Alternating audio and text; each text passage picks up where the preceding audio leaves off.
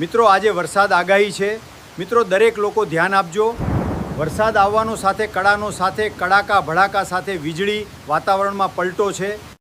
નમસ્કાર મિત્રો, હું અંબાલાલ પટેલ। મિત્રો આજે ફરીથી વાતાવરણમાં પણ તો જોવા મળ્યો છે અને બંગાળની ખાડીની અંદર મોટી સિસ્ટમ બનવાની શક્યતા ઊભી થઈ શકે છે અને આ મોટી સિસ્ટમ જે આગામી સમયમાં ગુજરાતની અંદર સારો વરસાદ લાવી શકે છે।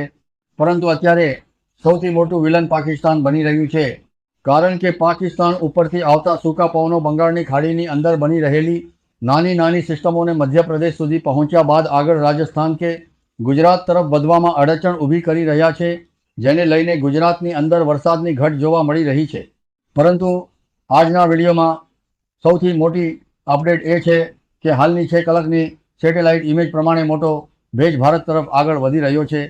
તો શું આ ભેજને કારણે આગામી સમયમાં ગુજરાત માટે મોટી સિસ્ટમ બનશે કે નહીં, બંગાળની ખાડીની અંદર ભારે વરસાદ પડશે કે નહીં અને આ સિસ્ટમ ગુજરાત તરફ આવશે કે નહીં, તેને લઈને આજના વિડીયોમાં વિગતવાર વાત કરવાના છીએ। મિત્રો આજે તારીખે 21 ઓગસ્ટ છે અને 21 ઓગસ્ટની લેટેસ્ટ અપડેટ પ્રમાણે ગુજરાતની અંદર ગઈકાલે દક્ષિણ ગુજરાત સહિત ખેડા અને અન્ય કેટલાક વિસ્તારોમાં સારો વરસાદ જોવા મળ્યો છે। તમારા વિસ્તારમાં પણ આજે વરસાદ પડ્યો હોય તો કોમેન્ટ કરીને જરૂરથી જણાવજો, જેથી સમગ્ર ગુજરાતના લોકોને તમારા વિસ્તારના વરસાદની જાણકારી મળી શકે। મિત્રો અત્યારે સૌથી મોટી અપડેટ બંગાળની ખાડીમાંથી મળી રહી છે, કારણ કે ધીમે ધીમે ભેજ ભારત તરફ આગળ વધી રહ્યો છે। દક્ષિણ ચીનની અંદર જે વાવાઝોડાની સ્થિતિ બની હતી તેના કારણે અગાઉ ભેજનો મોટો ભાગ ત્યાં ખેંચાઈ ગયો હતો, પરંતુ હવે આ સિસ્ટમો નબળી પડ્યા બાદ ફરીથી ભેજ ભારત તરફ આગળ વધવાની શક્યતા દેખાઈ રહી છે। હાલ એક સાયક્લોનિક સર્ક્યુલેશન ઝારખંડ, બિહાર, ઉત્તર પ્રદેશ અને મધ્યપ્રદેશના કેટલાક ભાગો ઉપર જોવા મળી રહ્યું છે। તેની અસરને કારણે અરબી સમુદ્ર ઉપરથી આવતા ભેજવાળા પવનો આ સિસ્ટમ સાથે ભળી રહ્યા છે।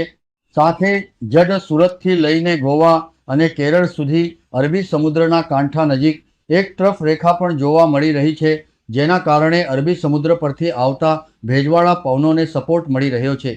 આ પરિસ્થિતિને કારણે ગુજરાતના દક્ષિણ ભાગો, મધ્ય ગુજરાત અને સૌરાષ્ટ્રના કેટલાક વિસ્તારોમાં છૂટાછવાયા વરસાદી ઝાપટાં પડવાની શક્યતા છે।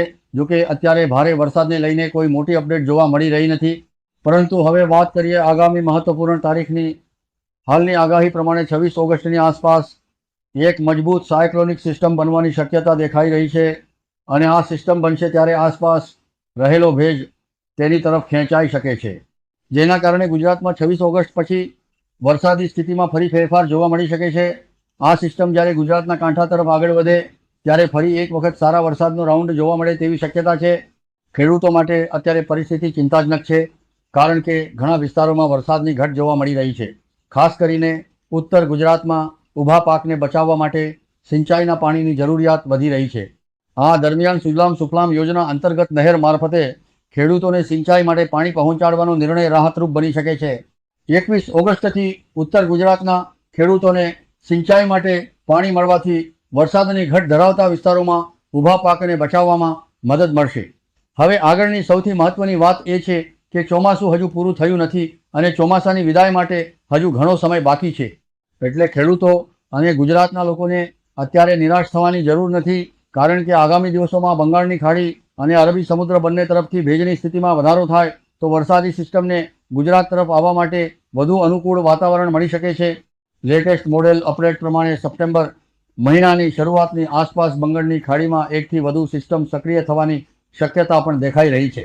જો આમાંથી એક સિસ્ટમ બીજી સિસ્ટમને સપોર્ટ કરે અને બંને સિસ્ટમની દિશા મધ્ય ભારત તરફ રહે તો ગુજરાત સહિત કચ્છના વિસ્તારોમાં ફરી એક વખત સારો વરસાદી રાઉન્ડ જોવા મળી શકે છે। જોકે મિત્રો આ આગાહી હાલના મોડેલ અને સેટેલાઇટ સંકેતો પર આધારિત છે અને આગામી દિવસોમાં સિસ્ટમની દિશા, તાકાત અને વરસાદના વિસ્તારોમાં ફેરફાર થઈ શકે છે, તેથી નવી અપડેટ આવતી રહે તે ખૂબ જ મહત્વપૂર્ણ છે। હાલમાં ગુજરાતમાં છૂટાછવાયા વરસાદની શક્યતા છે, જ્યારે મોટી વરસાદી સિસ્ટમ માટે આગામી દિવસોની સ્થિતિ પર નજર રાખવી પડશે। આશા રાખીએ કે બંગાળની ખાડીમાં બનતી સિસ્ટમ ગુજરાત તરફ આવે અને રાજ્યના ખેડૂતોને સારો અને ઉપયોગી વરસાદ